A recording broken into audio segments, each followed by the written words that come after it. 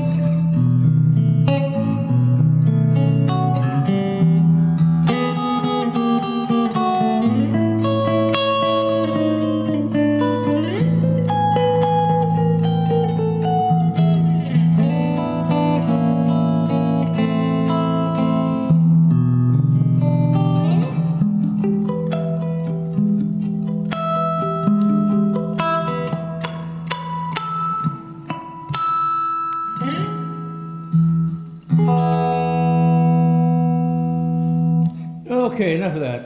Hello, everybody. Welcome to Tom's Guitar Show. I'm Tom. They call me Guitar I'm Tom because I'm often seen with a guitar, and they used to call me on the phone back in the old call-in days, you know.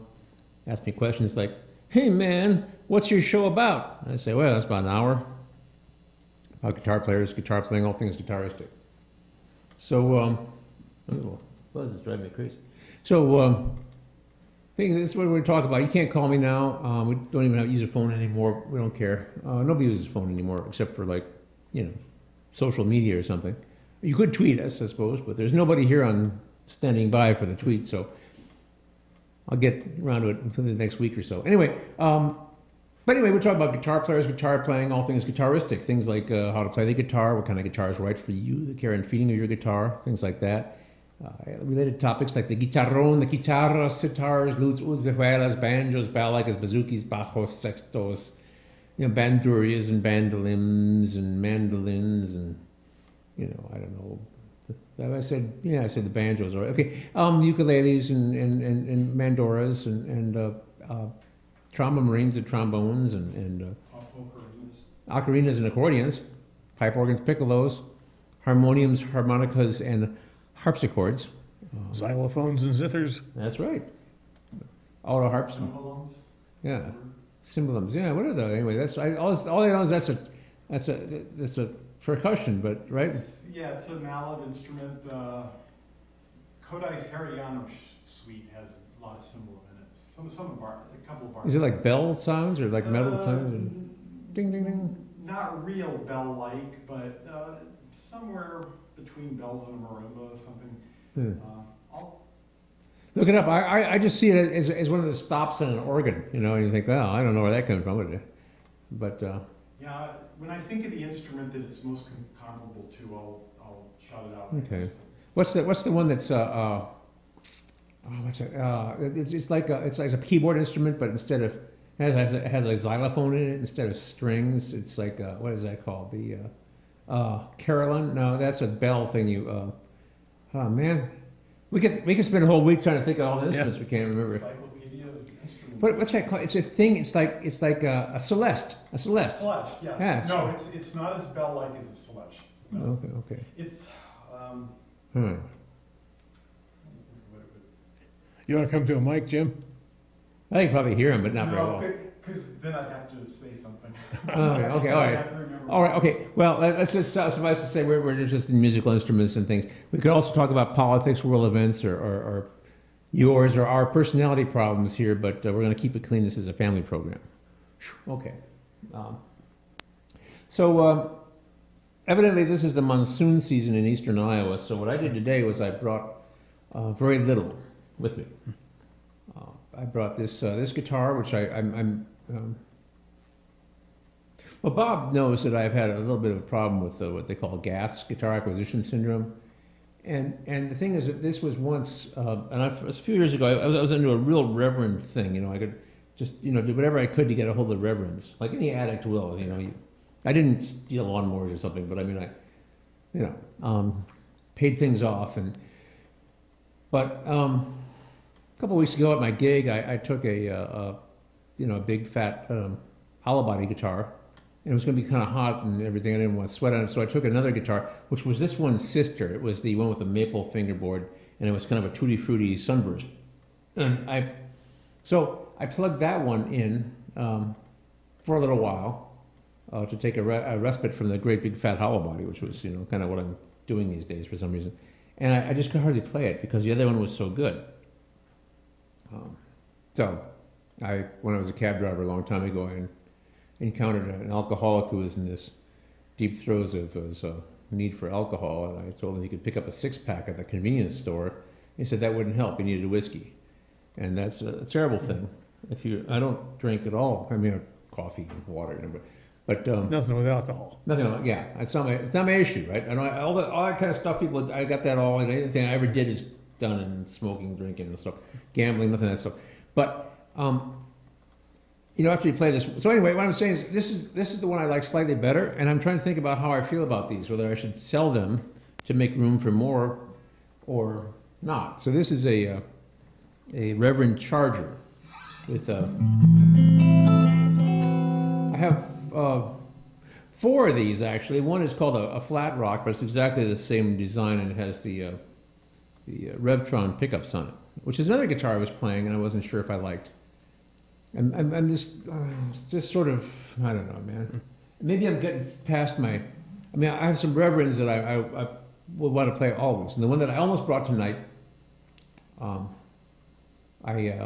think I will probably keep that, and they can sell it in my estate sale.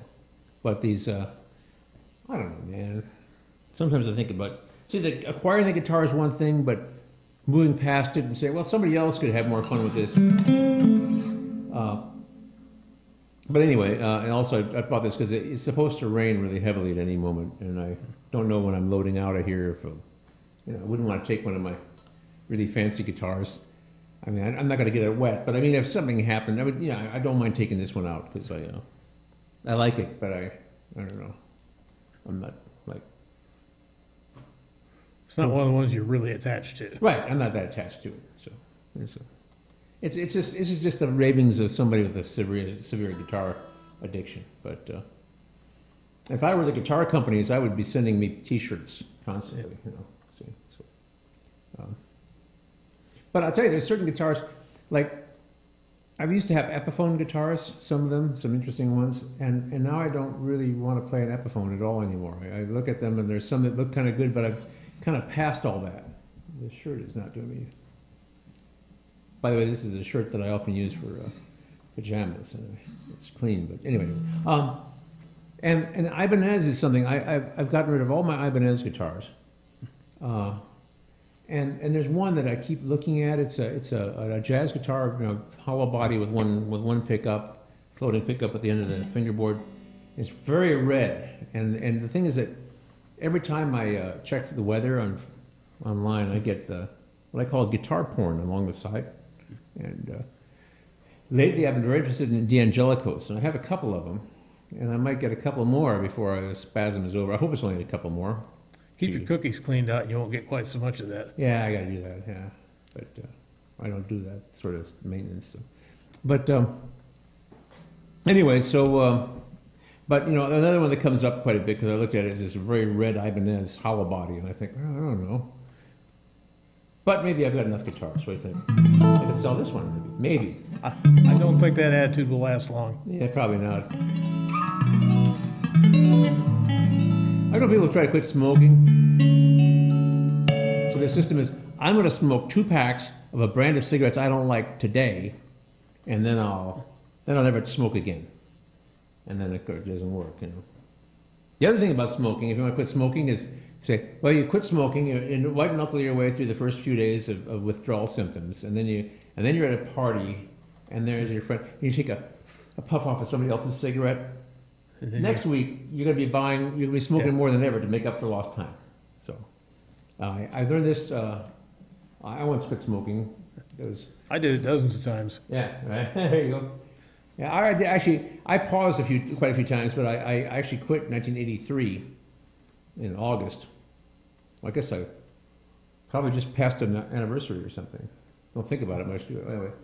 But what I did was I threw away my cigarettes that I had in my pocket while I was walking back from a bar, I guess, and tossed them in somebody's garbage can because it was rubbish night, you know, where they take garbage up the curb for the guys to pick up in the morning. So I just said, look, I'm never going to have another one, never going to touch it to my lips again, because I paused, but and I even had like extraneous cigarettes, like French cigarettes, you know, that I had, you know, and then leftover cigarettes that I would sort of re-moisturize when I was poor and stuff, like, because I smoked a straight filterless, and I just decided never to do it again. And I owned cigarettes, you know, I had, but you know, you get to about 3 or 4 days of withdrawal, and then after that it's just a head game. And nobody believed me when I quit, but I mean, you believe me, right? Since 1983, yeah. So you know, 88 for me. Yeah, really? Okay. Well, I came to it late in life. Oh, okay. Well, yeah. Well, I had a little dose of cancer. Oh, I did. And the doc said, quit smoking. So I said, okay. Well, that's for all you out there who are still smoking, or when I was driving here, there was a guy walking across Gilbert Street, which has a 30-mile-an-hour speed limit, and I was trying to turn on here, and he was walking across the street, looking at his phone with his headphones on, smoking a cigarette, and the guy was kind of overweight and a little bit sloppy, and I thought, you want to die, don't you? Because I mean, you know, I had a shop along Gilbert Street back in the day, and I would sit there at my little desk, my little guitar shop, look out the window, and I would see things like some bicyclist stopping in the middle of the lane, but to turn left, and then he just and then somebody coming along behind, so they hit him. You see the guy do a somersault over the top of the car, and then I reached for my phone, which had a receiver and a push button thing, and I'd say, call 911. But these things happened a lot. Death wish. All right. So this is a Reverend Charger, 2 humbuckers, right? I don't think it doesn't have right. These aren't coil splitters. What it also has, though, is this bass roll-off. So it's like.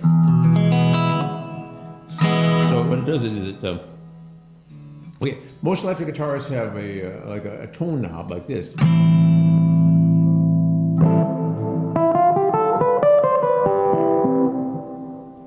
That takes off the high end and also takes the buzz out of the amp. Too bad it sounds too bad. You can use a little bit of it. It's a little bit less shrill.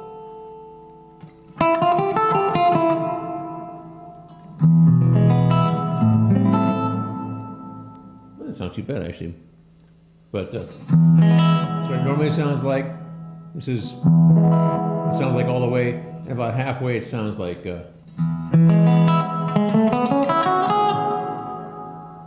Anyway, but this one is peculiar to Reverend, and what it does is it rolls off the bottom part. So this again. So if I want this thing with this double coil humbucker to sound like a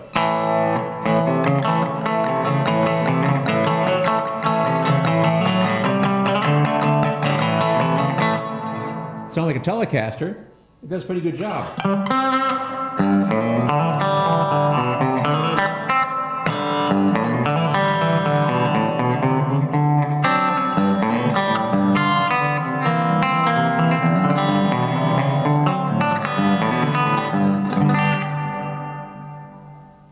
So, hey Bob, looking out the window, Yes. it's a little Got early. dark out there, didn't it? Yeah, it got dark all of a sudden. It's a little early in the season for that, isn't it? Yes, I think it is. Yeah, it should be still. Consider it was, what did we come in here 15, 20 minutes ago and it was light out. Yeah.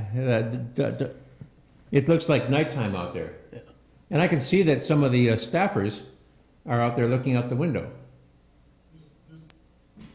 There's a thunderstorm warning. Right Yeah, it looks like the. Look how dark it is. Oh, it's probably raining. I'm seeing wind too. Yeah. Well, it's supposed to be a big storm rolling through. That's why I brought this guitar. But We were having thunder all morning. Boy, it must be pouring out